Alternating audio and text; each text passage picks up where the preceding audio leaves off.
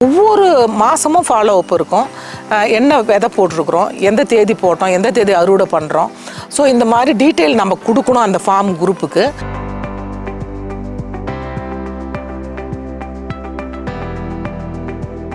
எங்களுக்குள்ள ஒரு வரையறுதல் இருக்குது. இவ்வளோ தான் நம்ம செய்யணும், எல்லா ஃபார்முக்கும் நம்ம வந்து சப்போர்ட்டிவாக இருக்கணும், எல்லா ஃபார்முக்கும் வந்து பயன்படணும் அப்படின்றதுக்காக வந்து எங்களுக்குள்ள ஒற்றுமையாக நான் இந்த காய்கறி நான் போடுறேன், இவ்வளோ சென்டில் போடுறேன் அப்படின்னு சொல்லிட்டு ஒவ்வொரு மாதமும் பேசி தான் நாங்கள் அதை செய்வோம்.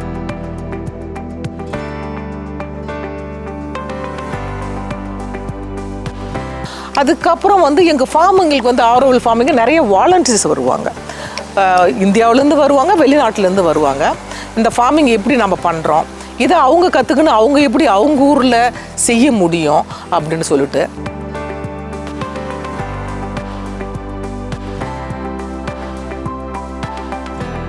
செய்வாங்க. ஸோ அது ஒரு நல்ல பண்டமாட்டு முறை மாதிரி தான். அவங்க வேலை செய்வாங்க, நம்ம மற்ற உதவிகள் அவங்களுக்கு பண்ணுவோம்.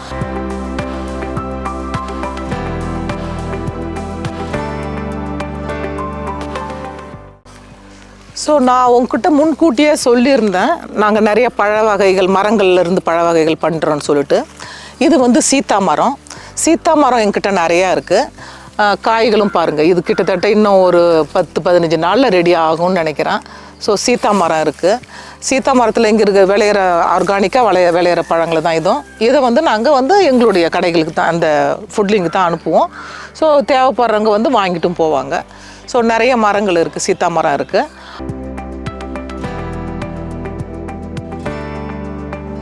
இந்த பெரிய மரம், அந்த பெரிய க்ரீனாக இருக்கிற மரம் வந்து ராம்ஃபால். அது வந்து ஒரு ரொம்ப நல்லா இருக்கும், ரொம்ப ரொம்ப ரொம்ப நல்ல ஒரு பழம் அது. இன்னும் இது காய் வரல, இப்போ தான் பூ வர தருணமாக இருக்குது. அது ரொம்ப நல்லா இருக்கும் ராம்ஃபால். இதுவும் ரொம்ப நல்ல சுவையான பழம். அதே மாதிரி கொய்யா மரமும் இருக்குது. இது வந்து கொய்யா மரம். இந்த ஏரியா ஃபுல்லாக கிட்டத்தட்ட ஒரு 1/4 ஏக்கர் வந்து நாங்கள் கொய்யா தான் வச்சுருந்தோம். அது ஒரு வகையான ஒட்டுண்ணி, அதில் வந்து பயிரை ரொம்ப மரத்தை எல்லாமே சாப்பிட்டுடுது. ஸோ எல்லாத்தையும் இப்போ வெட்டியாச்சு. ஒரு சில கொய்யா மரங்கள் தான் இருக்குது. இப்போ இருக்குது ஒரு 5-6 கொய்யா மரம் தான் இருக்குது. இது ரொம்ப நல்ல வகையான கொய்யா மரம், ரொம்ப சுவையாக இருக்கும். இது வந்து எலுமிச்சம் செடின்னு சொல்கிறதா மரம்னு சொல்கிறதான்னு தெரியாது, ரொம்ப பெரிய செடியாக இருக்குது. இது செடி பட் பெரிய மரமாக இருக்குது. ஏன்னா இது வந்து எங்ககிட்ட இருக்கிற வேஸ்ட் வாட்டர் மட்டும்தான் இதுக்கு வரும். நாங்கள் வந்து இதுக்குன்னு பெருசாக எதுவும் இது பண்ணுறதில்ல. இருந்தாலும் இது ஒரு நல்ல வெரைட்டி, நல்ல ரகம். அதை நாங்கள் எருவு தண்ணி எல்லாம் போட்டு பராமரிக்கிறதால இது ஒரு பெரிய மரமாக வளர்ந்துருக்கு. வருடம் முழுசும் காய் கொடுக்கும். இது வந்து ஒரு இப்போ தான் கொடுக்கணும், இப்போ தான் இன்னும் இல்லை. இது காய் விழுந்த உடனே பூ வரும், உடனே காய் வரும். ஸோ தொடர்ந்து இது காய் கொடுத்துக்கினே இருக்கிற ஒரு நல்ல வெரைட்டியான மரம் இது. இதில் நல்ல ப்ரொடக்ஷன் நிறைய வந்துக்கிட்டே இருக்கும். இப்போ வருஷம் பூரா காய் கொடுத்துக்கிட்டே இருக்கும். இது வந்து எங்களுடைய வீட்டில் வசிக்கிறது. எங்களுடைய பசங்களும் நாங்கள், எங்கள் மருமக, எங்கள் பேர குழந்தைங்க எல்லாம் ஒரே இடத்துல தான் வசிக்கிறோம். கூட்டு குடும்பம் தான். இது வரலும் இன்னைய வரலும் செப்பரேட் ஆகலை. ஹெல்த்தியாக இருக்குது, ஒன்றும் பிரச்சனை இல்லை. ஏன்னா அவங்களுக்கு தனி ரூமு, அவங்க தனி எல்லாம் இருக்குது, நாங்கள் ஒரு பகுதியில் இருக்கிறோம். ஸோ அதனால் எங்களுக்கு எந்த பிரச்சனையும் இல்லாமல் இருக்குது. இங்கே வந்து புதர் ரொம்ப வந்து நிறைய செடி நிறையா இருக்குது. பூச்சி போட்டு கண்டிப்பாக இருக்கும், பாம்பு இருக்கும், தேள் இருக்கும், எல்லா வகையான ஜந்துக்களும் இங்கே இருக்கும். ஏன்னா நம்ம இருக்கிறது அவங்க இடத்துல தான் இருக்கிறோம், காட்டுவாசிங்க மாதிரி தான் நாங்களும். நாங்கள் வந்து நம்ம ப்ரொடெக்ட் பண்ணிக்கணும், அவ்வளோதான். என்கிட்ட பெரிய பெரிய ஜன்னல் இருந்தால் கூட நாங்கள் ஃபுல்லாகவே மெஷ் அடிச்சிருவோம். ஸோ உள்ளே இருக்கிற எந்த இதுவும் வெளியில் இருக்கிறது எதுவுமே உள்ளே வராது. ஒரு கொசுவும் வராது, பாம்பு தேளும் வராது. ஸோ மெஷ் அடித்து அதை நாங்கள் பாதுகாப்பாக வச்சுருக்கிறதால நாங்கள் உள்ளே சந்தோஷமாக இருக்க முடியுது. ஆனால் மற்றபடி வெளியில் இருக்கிறவங்களாம் கொசு சுருள் வத்தி இதெல்லாம் போடுறது எங்களுக்கு அந்த பிரச்சனையே கிடையாது. ஏன்னா எங்களுக்கு கொசு உள்ளே வராது, எங்களை ஃபுல்லாக நாங்கள் மெஷ் அடிச்சிடுறோம். அதே சமயத்தில் எங்கள் வீட்டை பாருங்கள், பெரிய பெரிய ஜன்னல் இருக்கும்.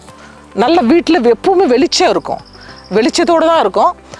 ஆனால் எந்த வகையான கொசு தொந்தரவுலாம் எதுவுமே கொசு தொந்தரவு இருக்காது.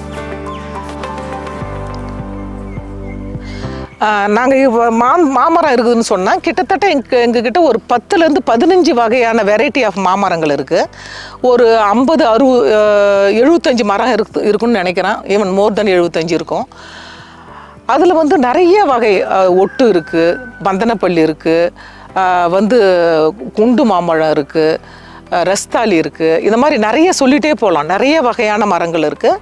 ஸோ அந்த மரம் அந்த பழங்களை இப்போ காயும் இருக்குது, இது பழமும் இருக்குது. இதுவும் எல்லாமே ஆர்கானிக் தான். இதை பெரும்பாலும் ஆரோவில்ல ஜாம் பண்ணுறது, இல்லை மற்ற யூனிட் இங்கே வாங்கிட்டு போய்ட்டு ஜாம் பண்ணுவாங்க, பிக்கல் செய்வாங்க. அதுக்கப்புறம் சோலார் கிச்சனில் அவங்க வாங்கிட்டு போயிட்டு அவங்க சாம்பார் மற்ற இதுக்கும் உபயோகப்படுத்துவாங்க. ஆரோவில் மக்களும் வாங்குவாங்க. அதே சமயத்தில் எங்களுக்கு போதுமானதுக்கு மேலே இருந்ததுன்னா நாங்கள் வெளியிலையும் அதை சேல்ஸ் பண்ணுவோம். அதுக்கப்புறம் இந்த பகுதி பூரா தென்னை மரங்கள் இருக்குது. ஸோ தென்னை மரத்தில் இருக்கிற தேங்காய்ங்களை சோலார் கிச்சனுக்கு பெரும்பாலும் அனுப்புவோம். ஆரோவில் பயன்பாட்டுக்கு தான் அது பெரும்பாலும். அதே சமயத்தில் எங்களுக்கு பேக்கரிக்கும் தேவைப்படுதுன்னா அதை பேக்கரிக்கும் நாங்கள் நிறைய உபயோகப்படுத்துவோம். தென்னை மரம், வாழை மரம், மாமரம், அதே சமயத்தில் பப்புளி மரம். இப்போ இங்கே பார்த்தீங்கன்னா பப்புளி கன்று தான் இப்போதைக்கு என்கிட்ட இருக்குது. ஏன்னா என்கிட்ட இருந்த பப்புளி மரத்தை எல்லாத்தையுமே பன்னிங்க நோண்டி கீழே விழுந்துருது. இப்போ நாங்கள் விதை போட்டு இருக்கிறோம். அதை பப்புளி கண்ணாக உருவாகிட்டு இருக்குது. இதுக்கு மேலே அது பெருசாக ஆனால் தான் பழங்கள் வர்றதுக்கு ஆரம்பிக்கும். இது ரொசல்லா ஸ்பினச்னு இங்கிலீஷில் சொல்லுவாங்க. நம்ம சொல்கிறது புளிச்சக்கீரை. ரொம்ப ரொம்ப ரொம்ப நல்ல ஹெல்த்தியாக கீரை. இது சட்னியும் பண்ணலாம், சமையலுக்கும் பயன்படுத்தலாம். இல்லை சட்னி பண்ணி நம்ம வாரக்கணக்கில் வச்சு சாப்பிட்லாம். ரொம்ப நல்லாயிருக்கும். வெளியூருக்கெலாம் போகிறது தான் இந்த மாதிரி கீரையை கடைஞ்சி சாதத்தில் நல்லா கிண்டி எடுத்துகிட்டு போவாங்க. அதுக்கப்புறம் அதுக்கு முன்னாடிலாம் கட்டு சோறு எடுத்துகிட்டு போகிறப்ப புளி சாதம்லாம் செய்கிற மாதிரியே இதை செஞ்சு சாப்பிட்லாம். ரொம்ப ஹெல்த்தியாக இருக்கும். அதுக்கு பிறகு இதில் இருக்கிற விதைகளில் ஒரு வகையான விதை உள்ளே இருக்கும். அதுக்கு மேலே ஒரு பிங்க் கலரில் ஒரு ஸ்கின் இருக்கும். அதை எடுத்து ஜாம் பண்ணுவாங்க. அதுக்கு பேர் தான் ரொசல்லா ஜாம். அது ரொம்ப ரொம்ப ரொம்ப ஹெல்த்தியானது. விலையும் கொஞ்சம் உயர்ந்த விலையாக இருக்கும். ரொம்ப நல்லாயிருக்கும். ரொம்ப ஸ்வீட்டாக ரொம்ப நல்லாயிருக்கும். புளிப்பும் சுவை ரொம்ப புளிப்பும் இனிப்பும் சேர்ந்த சுவையாக இருக்கும். ரொம்ப நல்லாயிருக்கும் அந்த ஜாம்.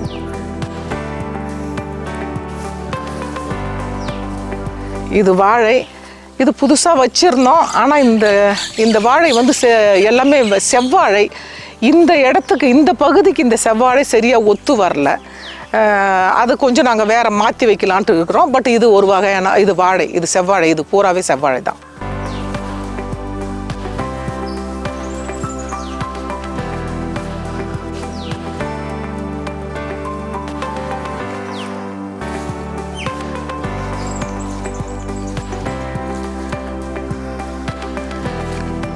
இந்த பகுதி ஃபுல்லாகவே வெள்ளரி போட்டிருக்கிறோம். இப்போதைக்கு கிட்டத்தட்ட ஒரு நாளைக்கு கிட்டத்தட்ட ஒரு 30-40 கிலோ வெள்ளரி எடுக்கிறோம். ஒரு நாள் விட்டு ஒரு நாள்.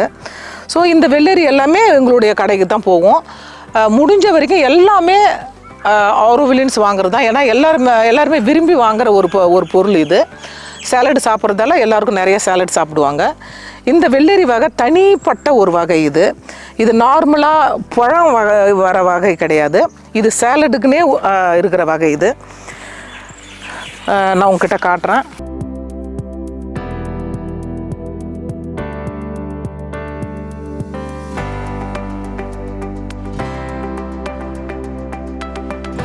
இந்த வகையான வெள்ளரி வெள்ளரி மாதிரி இருக்கும். தொட்டாலே முள்ளாக தெரியும் உங்களுக்கு. இது ரொம்ப சுவையாக இருக்கும். ரொம்ப ரொம்ப ரொம்ப சுவையாக இருக்கும். கசப்பு தன்மை ஜாஸ்தி இருக்கவே இருக்காது.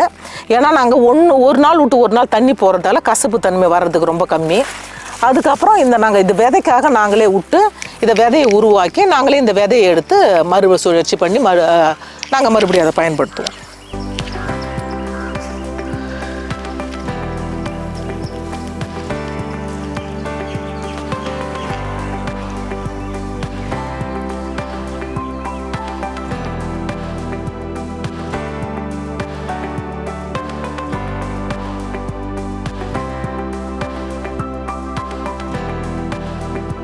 இது கீரை விரைச்சி அறுவடை பண்ணி அதில் 1-2 செடி நாங்கள் விட்டு விதைக்காக விடுறது. ஏன்னா எங்களுடைய விதைகள் எல்லாமே முடிஞ்ச வரைக்கும் நாங்களே அதை உற்பத்தி பண்ணுறது தான். ஸோ கீரைக்காக இந்த விதைகள் எல்லாம் இருக்கும். இதை அறுவடை பண்ணி நாங்களே அதை இது நல்லா பதப்படுத்தி நாங்களே இந்த விதையை உருவாக்கி வச்சுக்குவோம். மறுபடியும் இதையே எடுத்து விதைக்கிறதுக்கு எங்களுக்கு ஈஸியாக இருக்கும். ஸோ இது வந்து எங்களுடைய கத்திரி ஆர்ச்சர்டு இது. ஸோ நாங்கள் விதை போட்டு இது உருவாக்கி இதை நாங்கள் போட்ட கத்திரி தான் இது. ஸோ நல்ல கத்திரி, ஆனால் பெரிய சைஸ் வரல சீசனுக்காக வேண்டி. ஈல்டு நல்லா கொடுத்துருக்குது. நல்லா இங்கே இப்போ பாருங்கள் நிறைய கத்திரி இருக்குது. நிறைய கத்திரி மழை பெஞ்சதால் நிறைய கத்திரி செடிகள் சாக ஆரம்பிச்சிடுது. ஸோ அது வந்து ஒரு வேளை வேர் பூச்சியாக இருக்கலாம், இல்லை மழையால் இருக்கலாம், என்னென்னு எனக்கும் தெரியல. பட் நிறைய செடிகள் சாக ஆரம்பிச்சுது. ஆனால் நல்ல ரகமான கத்திரி இது. ஈல்டும் நல்லா கொடுக்குது. இதையும் நாங்கள் ஒரு நாள் விட்டு ஒரு நாள் பறிப்போம். அதை பறித்து நாங்கள் ஃபுட்லிங் தான் கொடுத்து அமுச்சு விடுவோம்.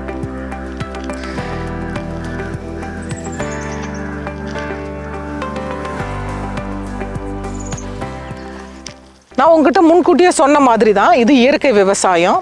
அதனால தான் இதில் வேர் பூச்சி வந்தப்போ எங்களால் தடுக்க முடியல, என்ன பண்ணுறதுன்னு தெரியல. செடிகள் நிறைய செத்து போச்சு. இது 100% இதுவும் இயற்கை விவசாயம் தான். ஸோ எங்களுக்கு இதில் பூச்சி எதனா மேலே இருக்குன்னா பூச்சி மேலாண்மைக்கு நாங்கள் வந்து இந்த 3G கரைசல் இது ஸ்ப்ரே பண்ணுவோம். அப்படி இல்லைன்னா சாம்பல் போடுவோம். ஸோ இதுதான் இது வெளியும் பண்ணிக்கிறோம். ஊட்டச்சத்தாக வந்து மீன் அமிலம், நான் சொன்ன மாதிரி உங்ககிட்ட அந்த கரைசல் இதுதான் நாங்கள் கொடுத்துட்டு இருக்கிறோம் இப்போ. இல்லைன்னா எருவு தான். ஸோ அதை தவிர இதுக்கு வேறு எதுவும் கொடுக்குறதில்ல. முழுக்க இது இயற்கை விவசாயம். ஸோ இது எங்களுடைய மாட்டு பண்ணை. இங்கே கிட்டத்தட்ட ஒரு 15 மாடுகள் இருக்குது. அதுக்கு பிறகு கண்ணுக்குட்டியும் இருக்குது.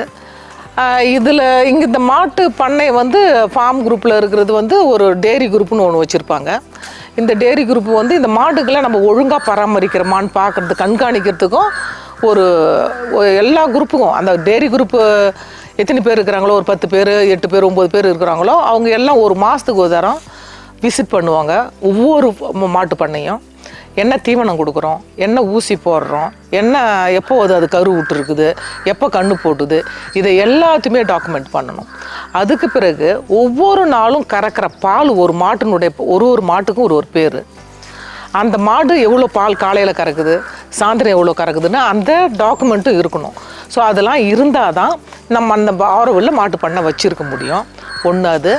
அதுக்கப்புறம் கண்டிப்பாக பசுந்தீவனம் கொடுக்கணும், அடர் தீவனம் கொடுக்கணும். அதுக்கப்புறம் வைக்கோல் மற்ற இது எல்லாத்தையும் நம்ம மற்ற தழை தீவனம் அது எல்லாத்தையும் கொடுக்குறதும் அதுவும் கொடுக்கணும். ஸோ இதை வந்து அதுக்கப்புறம் நல்லா பராமரிக்கணும். இதுங்களுக்கு இப்படி நோய் வந்தால் என்ன ஊசி போட்டிங்கன்னா கண்டிப்பாக அதுக்கு பால் கறக்கக்கூடாது, அந்த பாலை வந்து மற்றவங்க பயன்படுத்தக்கூடாது. ஸோ இந்த மாதிரி சட்டத்திட்டங்கள்லாம் இருக்குது. ஸோ அந்த சட்டத்திட்டங்கள்லாம் நம்ம கட்டுப்பட்டு வச்சு இருக்கணும். அது ஹெல்த்தியாகவும் இருக்கும் எல்லாருக்கும். ஏன்னா நாம்ளும் இந்த பாலை தான் சாப்பிட்றோம். ஸோ அந்த மாடு சத்து உள்ளதாக இருந்து ஹெல்த்தியாக இருந்தால் தான் அது சத்து உள்ள பாலாக இருக்கும். ஸோ அதுக்கப்புறம் வந்து பாலையும் வந்து ஒரு டிகிரி போட்டு அதுங்க பார்ப்பாங்க. ஸோ ஒரு சில மாடு நல்லாவே சாப்பிட்டா கூட அந்த சத்து வந்து அந்த மாடு உடம்பு எடுத்துக்காது. ஸோ அப்போ ஏன் எடுத்துக்கல, அதுக்கு என்ன செய்யணும்னு சொல்லிட்டு அதை நம்ம டாக்டரை வச்சு கண்காணித்து அதுக்கு ஏற்ற மருந்து மாத்திரை கொடுக்கணும். ஸோ இதை எல்லாத்தையும் கண்காணிக்கிறதுக்கு ஒரு குரூப் இருக்குது. இந்த குரூப் வந்து நாங்களும் மற்ற இடத்துங்களுக்கு போய் இப்போ பார்ப்போம், அவங்களும் இந்த இடத்த வந்து பார்ப்பாங்க. ஸோ இந்த பால் எல்லாமே வந்து ஃபுட்லிங் போகும். அந்த ஃபுட்லிங் போனோன்னா ஆரோவில் 99% ஆரோவில் மக்கள் மட்டும்தான் இதை சாப்பிட்றாங்க. கிராமத்து மக்கள் அங்கே வேலை செய்கிறவங்க யாருன்னா சாப்பிடுவாங்க.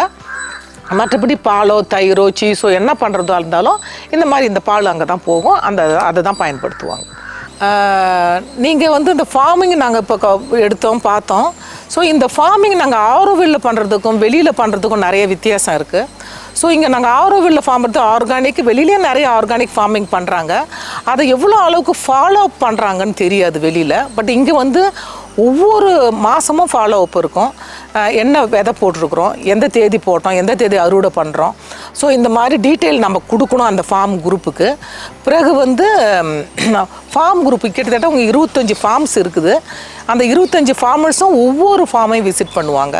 அந்த ஃபார்மில் என்ன பண்ணியிருக்காங்க, என்ன நல்லா சக்சீட் ஆகிருக்கு, என்ன ட்ராபேக் ஆகிருக்கு, அதுக்கு சொல்யூஷன் என்ன இருக்குது அப்படின்னு சொல்லிட்டு உட்காந்து பேசி ஆய்வு பண்ணுவாங்க. ஸோ அவங்களுக்கு நம்ம ஃபார்மருக்கும் நல்ல சந்தோஷம், ஹெல்ப்ஃபுல்லாக இருக்கும். மற்றவங்களும் நிறைய கற்றுப்பாங்க அதில்.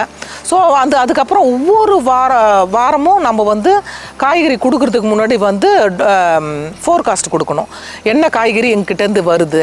ஸோ அப்போ அவங்க பார்ப்பாங்க, இந்த நேரத்தில் அவங்க விதை போட்டாங்க, இப்போ அறுவடை ஆகிருக்குது, இத்தனை செடி கொண்டு நம்ம வந்து அளந்து எண்ணி நம்ம கொடுக்கணும். இத்தனை செடி இருக்குதுன்னு சொல்லிட்டு எண்ணி சொன்னால் தான் எண்ணி கொடுக்கணும் அந்த லிஸ்ட்டில். அப்போ அவங்க பார்ப்பாங்க இவ்வளோ காய்கறி போட்டிருக்கிறாங்க, இவ்வளோ காய்கறி நம்மளுக்கு வருது. ஸோ அது வந்து ஃப்யூச்சரில் அவங்களுக்கு வந்து வேறு இன்னொரு ஃபார்முக்கு சப்போர்ட்டிவாக இல்லை வேறு ஃபார்ம் வந்து க்ரோத்துக்கும் அது வந்து நல்லா யூஸ்ஃபுல்லாக இருக்கும். எவ்வளோ விதை போட்டால் எவ்வளோ நிலப்பரப்புக்கு எவ்வளோ காய்கறிகள் வரும் அப்படின்னு சொல்லிட்டு. ஏன்னா இங்கே 25 ஃபார்ம் இருக்கிறதால எல்லாருமே கத்திரி, வெண்டை, மிளகாய் இது மாதிரி போட்டால் ஆரோவில்ல எடுத்துக்க முடியாது. ஏன்னா அவ்வளோ பெரிய ஜனத்தொகை இங்கே இல்லை. அதனால் வந்து ஒவ்வொருத்தவங்களும் எவ்வளோ போடணும்னு சொல்லிட்டு ஒரு லிமிட்டேஷன் எங்களுக்குள்ளே நாங்கள் வரையறுத்து வச்சுருப்போம். ஸோ நாங்கள் வந்து இப்போது வெள்ளரி போடுறோன்னா ஓகே நாங்கள் ஒரு 2 சென்ட் வெள்ளரி போடலாம், இன்னொரு ஃபார்மு 2 சென்ட், இன்னொரு ஃபார்மு 2 சென்ட். அப்போ மொத்தமாக 25 ஃபார்மும் பண்ணுறப்ப அந்த கடைக்கு போதுமான ப்ரொடக்ஷன் வரும். இப்போ ஒரே டயத்தில் நான் ஒரு அரைக்காணி இன்னொருத்தவங்க ஒரு அரைக்காணி போட்டுட்டா அந்த அவ்வளோ ப்ரொடக்ஷனும் எங்கேயும் போய் சேல்ஸ் பண்ண முடியாது. இது அவுட்டோர் மார்க்கெட்டிங் போல் உள்ளுக்குள்ளே சேல்ஸ் பண்ணுறதால எங்களுக்குள்ள ஒரு வரையறுதல் இருக்குது. இவ்வளோ தான் நம்ம செய்யணும், எல்லா ஃபார்முக்கும் நம்ம வந்து சப்போர்ட்டிவாக இருக்கணும், எல்லா ஃபார்முக்கும் வந்து பயன்படணும் அப்படின்றதுக்காக வந்து எங்களுக்குள்ள ஒற்றுமையாக நான் இந்த காய்கறி நான் போடுறேன், இவ்வளோ சென்டில் போடுறேன் அப்படின்னு சொல்லிட்டு ஒவ்வொரு மாதமும் பேசி தான் நாங்கள் அதை செய்வோம். அதுக்கப்புறம் வந்து எங்கள் ஃபார்முங்களுக்கு வந்து ஆரோவில் ஃபார்மிங்கு நிறைய வாலண்டியர்ஸ் வருவாங்க. இந்தியாவிலேருந்து வருவாங்க, வெளிநாட்டிலேருந்து வருவாங்க. இந்த ஃபார்மிங் எப்படி நம்ம பண்ணுறோம், இதை அவங்க கற்றுக்கணும், அவங்க எப்படி அவங்க ஊரில் செய்ய முடியும் அப்படின்னு சொல்லிட்டு. ஸோ அவங்க வரவங்களுக்கு நம்ம ஏதாவது சப்போர்ட்டிவாக செய்யலாம், இல்லை அக்கமடேஷன் கொடுக்கலாம், இல்லை சாப்பாட்டு கொடுக்கலாம். அவங்க கொடுக்குற டைமிங் வந்து ஒரு 4 to 5 ஹவர் கொடுப்பாங்க நம்மளுக்கு டைமிங்கு. ஃபார்மிங்கு கலெக்ட் பண்ணுறதோ, வீடிங் பண்ணுறதோ, இல்லை பந்தல் போட கற்றுக்கிறது, இந்த மாதிரி விஷயங்கள்லாம் அவங்க பண்ணுவாங்க. ஒரு சில பேர் ஃப்ரெஷராக வருவாங்க, அவங்களுக்கு ஒன்றுமே தெரியாது. பட் நம்ம அதுக்கு டைம் எடுத்து அவங்களுக்கு கற்றுக் கொடுக்குறதும், நாம் எதுவும் அதுக்கிட்ட சார்ஜ் பண்ண மாட்டோம். பட் வந்து நம்மளுக்கு அவங்க வேலை ஃப்ரீயாக செய்வாங்க. நம்ம அக்கமடேஷனோ இல்லை ஃபுட்டோ கொடுத்தா அவங்க நம்மளுக்கு வேலை செய்வாங்க. ஸோ அது ஒரு நல்ல பண்டமாட்டு முறை மாதிரி தான். அவங்க வேலை செய்வாங்க, நம்ம மற்ற உதவிகள் அவங்களுக்கு பண்ணுவோம். அது ரொம்ப நல்ல ஹெல்த்தி சுச்சுவேஷன். நிறைய ஸ்டூடெண்ட் வராங்க, இன்ஜினியரிங் ஸ்டூடெண்ட்டு, ஈவன் டாக்டர்ஸ்லாம் வராங்க ஃபார்மிங் கற்றுக்கிறதுக்காக. அந்த ஃபுட்டு எப்படி நம்ம உருவாக்குறோம், அவங்க என்ன கன்சியூம் பண்ணுறாங்க, எவ்வளோ வேஸ்டேஜ் நம்ம பண்ணுறாங்க, இதெல்லாம் நிறைய கற்றுக்கிறதுக்காக நிறைய பேர் வராங்க. ஸோ இது நல்ல ஒரு ஹெல்த்தியான ஒரு ஹெல்த்தி அண்ட் ரிச்சான ஒரு படிப்பறிவு முறை தான் நான் சொல்ல முடியும். நிறைய கற்றுக்குறாங்க மக்களும். ஸோ எங்களுக்கு ரொம்ப சந்தோஷம். மக்களுக்கு நாங்கள் நிறைய நாங்கள் தெரிஞ்சதை அடுத்தவங்களுக்கு பகிர்ந்து சொல்கிறதுக்கு எங்களுக்கு ரொம்ப சந்தோஷமாக இருக்குது. இந்த வீடியோ உங்களுக்கு பிடிச்சிருந்தா லைக் பண்ணுங்க, ஷேர் பண்ணுங்க, கமெண்ட் பண்ணுங்க. மறக்காம பசுமை கஃபே தமிழ் சேனலை சப்ஸ்கிரைப் பண்ணுங்க.